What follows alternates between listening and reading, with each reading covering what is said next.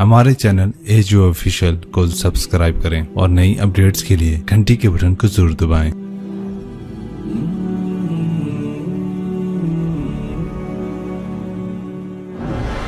ہجرت کے سفر میں راستے میں بھوک لگی تو رابغ ایک جگہ ہے، آج کا نام اس کا رابغ ہے۔ وہاں ایک خیمہ ملا، وہاں ایک بڑھیا بیٹھی تھی، تو اس سے کہا ماں جی ہم مسافر ہیں، کچھ کھانا مل جائے گا، ہم پیسے دیں گے۔ انہوں نے کہا بیٹا کھانا کہاں سے آیا، قحط کا زمانہ ہے، تو ہم تو مہمانوں سے پیسے نہیں لیتے، لیکن ہمارے پاس کچھ ہے ہی نہیں کھلانے کے لیے۔ تو آپ نے فرمایا یہ جو بکری کھڑی ہے اس کا میں دودھ نکال لوں؟ وہ کہنے لگی اس بکری میں تو جان ہی کوئی نہیں، صرف ماس، صرف وہ ہڈی اور کھال ہے، گوشت ہے ہی کوئی نہیں، اور یہ بیمار تھی لہذا یہ چرنے بھی نہیں گئی، تو کہاں سے دودھ نکالو گے؟ کہا اجازت دے دیں اگلا میرا کام کا تو کر لو۔ تو اب چونکہ عرب کی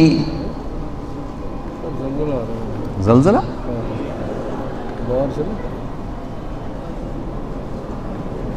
جو کام کر رہے ہیں اس سے رک جائے گا انشاءاللہ۔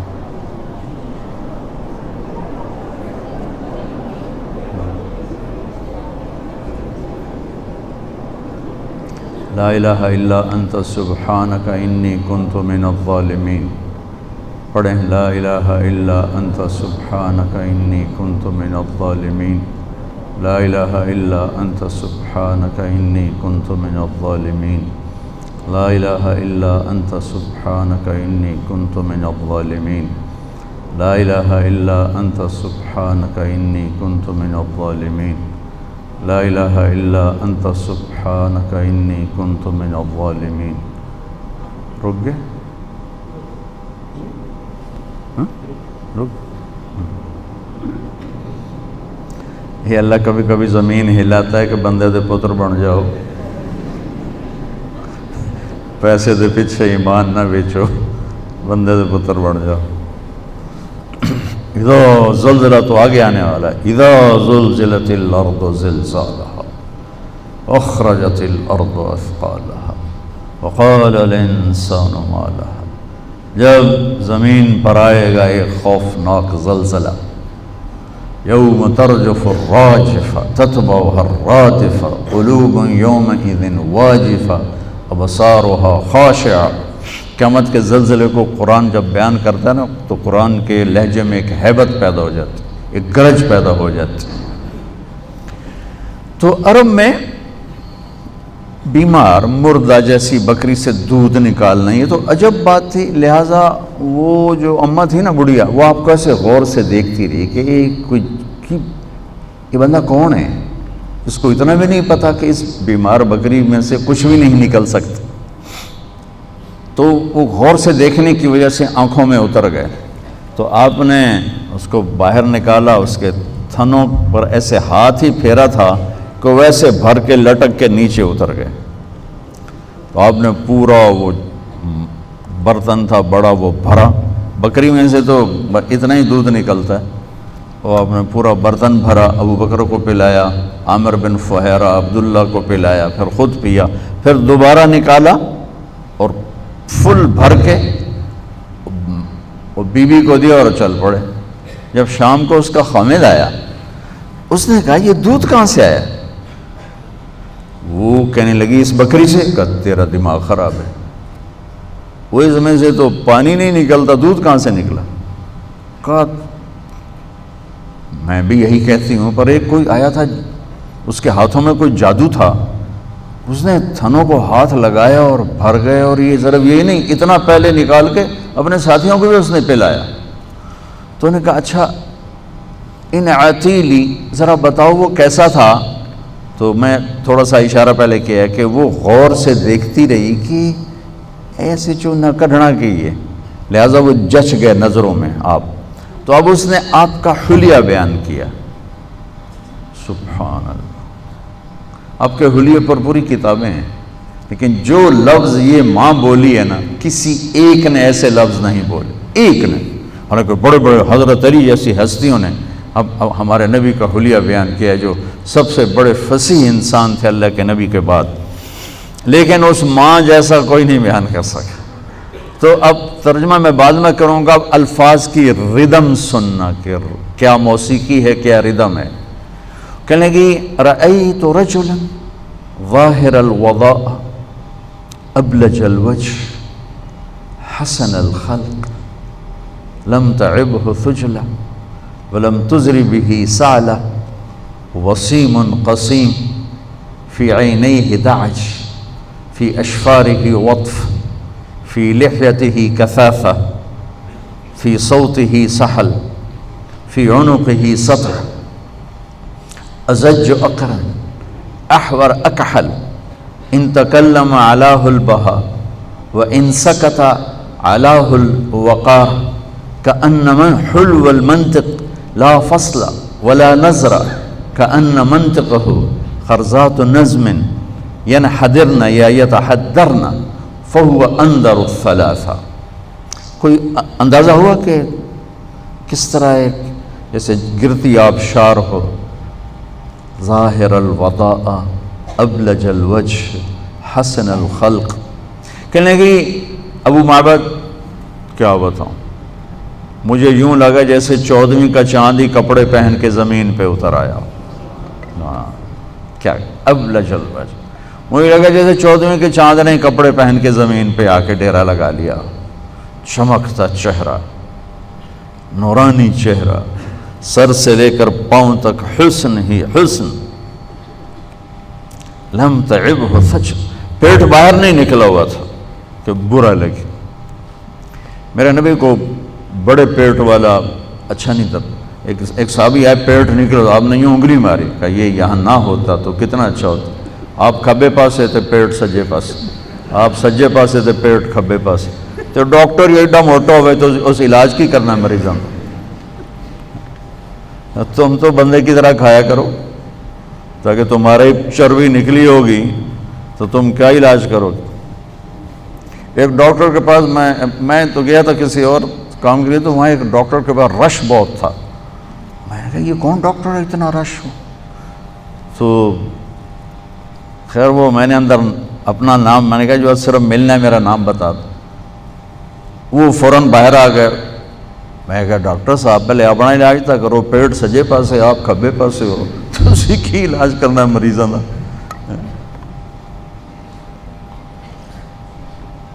میرے نبی کا پیٹ برابر سے، لم تعبہ فجل ولم تزر بہ سعلہ، اور اتنے دبلے بھی نہیں تھے کہ بے روب ہو جائیں، اتنے دبلے بھی نہیں تھے کہ بے روب ہو جائیں، اور ایسے بھدے بھی نہیں تھے کہ پیٹ باہر نکلا ہوا ہو۔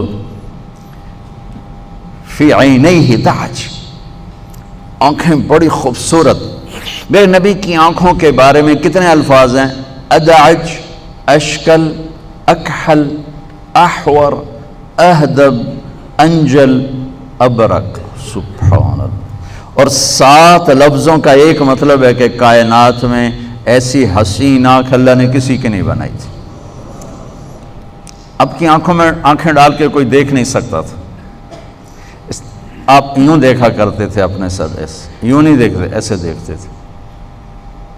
کبھی کبھی جب آپ ایسے آنکھ اٹھاتے تھے پھر آگے بیٹھنے والے سب ایسے ہوتے تھے، ایسے نہیں دیکھ سکتے تھے آنکھ۔ صرف 2 آدمی آپ کو دیکھ سکتے تھے اس وقت، ایک ابو بکر اور ایک عمر، بس باقی کوئی نہیں آنکھیں ڈال سکتا تھا۔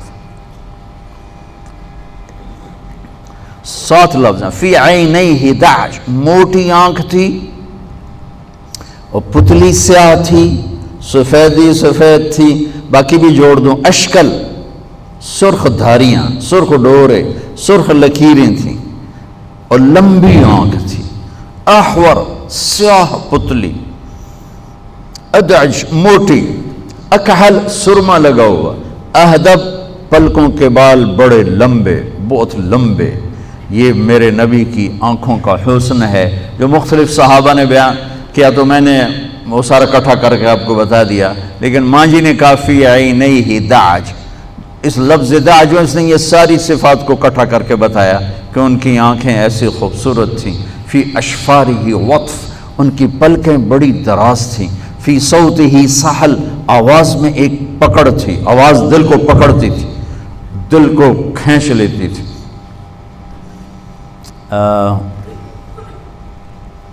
طفیل بن عامر ایک بہت بڑے عرب سردار تھے، وہ آئے مکہ حج کرنے۔ جب یہ ابھی آپ کی نبوت کا اعلان ہوا تھا تو قریش نے ان کو اتنا ڈرایا کہ ایک ہمارا نوجوان قریشی وہ ہو گیا بددین، جو اس کی بات سنتا ہے وہ اسی کو بددین ہو جاتا ہے، تو اللہ کے واسطے اس کی سننا نہیں۔ وہ کہنے لگے میں اتنا ڈرا کہ میں اتنا ڈرا کہ میں نے روئی لے کر نہ کانوں میں دے دی کہ میں اس کی سنتا ہی نہیں۔ تو کہنے کہ میں طواف کر رہا تھا تو آپ ایک طرف کھڑے نماز پڑھ رہے تھے، تو ایک دم میرا دل کھنچا، تو میں نے کہا یہ کون ہے؟ کہا ہوا اب وہی تو ہے جادوگر جس کا ہم نے تمہیں کہا ہے۔ تو طفیل کہنے لگے ما ھذا بوجہ الکاہن، یہ چہرہ جادوگر کا نہیں ہو سکتا۔ پھر کہنے لگے میں نے سوچا میں اتنا بڑا سردار ہوں اور اتنا بڑا شاعر ہوں، میں اس کی غلط کو بھی مان جاؤں گا؟ میں کیوں مانوں گا؟ صحیح ہوگی تو میں دیکھوں گا، غلط ہوئی تو چھوڑ دوں گا۔ روئی نکالی، طواف سے فارغ ہو کر آگے بیٹھ گئے۔ جب آپ نے سلام پھیرا تو کہا ما تقول یا محمد، کیا کہتے ہو تم صلی اللہ علیہ وسلم؟ تو آپ نے فرمایا ان الحمد للہ احمدہ واستعینہ واؤمن بہ واتوکل علیہ من یہدہ اللہ فلا مضل لہ ومن یضللہ فلا ہادی لہ۔ میرے آپ کے لیے عام سا خطبہ ہے، لیکن عربی جاننے والے پر کیا رد عمل ہوا؟ کہنے کہ عہد فقط بلغنا قاموس البحر، اللہ کے واسطے ایک دفعہ دوبارہ سنانا، تیرے چند جملوں نے 7 سمندر کو پی لیا ہے، 7 سمندر کو پی لیا۔ آپ نے پھر دہرایا ان الحمد للہ احمدہ واستعینہ واؤمن بہ واتوکل علیہ من یہدہ اللہ فلا مضل لہ ومن یضللہ فلا ہادی لہ۔ تو کہنے لگا مجھے کلمہ پڑھا دو۔ یہ فی صوتہ سحل بتا رہا ہوں، جو آپ کی سنتا تھا وہ کھنچ جاتا تھا آپ کی طرف۔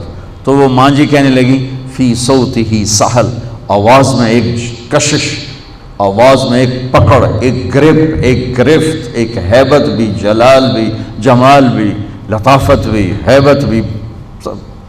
فی عنقہ سطع، گردن بڑی سراہی دار، لمبی، خوبصورت، بھمیں بڑی گول، ازج الحواجب من غیر قرن، بھمیں بڑی گول اور بیچ میں بال نہیں، یہاں بال نہیں۔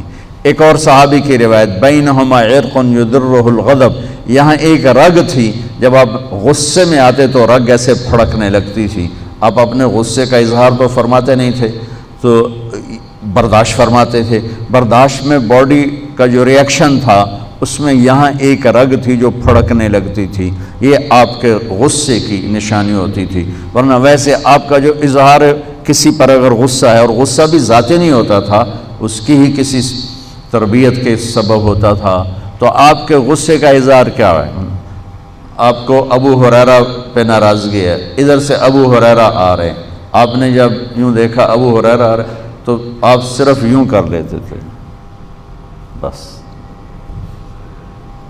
آپ نے دیکھا آپ کو حضرت انس پہ ناراضگی ہے، فرض کرو تو ادھر انس آ رہے ہیں تو آپ یوں دیکھ کر آپ یوں ہو جاتے تھے، بس۔ اتنا میرے نبی کا غصے کا اظہار تھا، سبحان اللہ اکبر۔ ہو جب غصہ چڑھے نا تو چپ ہو جایا کرو، چونکہ صرف ایک نبی کو یہ طاقت ہے کہ غصے میں بھی صحیح بولتا ہے، ورنہ غصے میں لوگ اپنے گھر اجاڑ کے بیٹھے ہوتے ہیں، غصے میں رشتے توڑ کے بیٹھے ہوتے ہیں، کہ انسان بے قابو ہو جاتا ہے۔ اس سے بہترین بات یہ ہے کہ غصے میں آدمی چپ ہو جائے، ورنہ بڑے بڑے نقصان۔ لقمان علیہ السلام کا فرمان ہے کہ بیٹا میں چپ رہنے پہ کبھی نہیں پچھتایا، میں ہمیشہ اپنے بول پہ پچھتایا، ہمیشہ اپنے بول پہ پچھتایا۔